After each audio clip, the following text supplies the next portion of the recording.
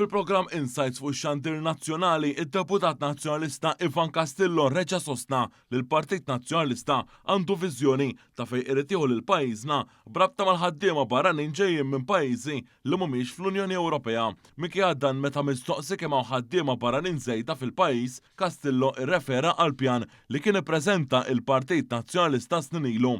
Anke jekk stess ftit ta' żmien ilu kien sostna li l-popolazzjoni għandha tonqos għal dik li kienet fl-2013 f'dan il-pjan nazzjonalista jissemma li jkun hawn żieda ta' aktar minn 32,000 sa 5 snin oħra.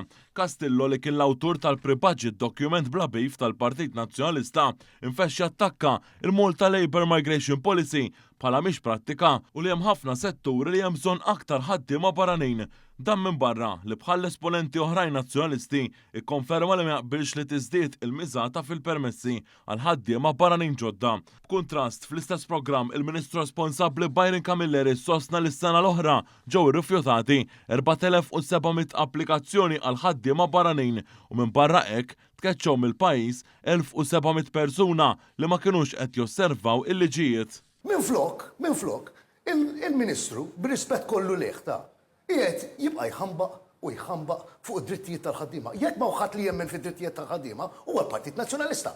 Castillo irrepeta wkoll il-gidba li żgħażagħ Maltin qed jemigraw minkejja li l-ġurnalista t-TVM irreferih għal fact checker tat-Times fl-aħħar jiem li wera biċ-ċar li dan mhux minnu anke li t-tendenza inqalbet fl-2018.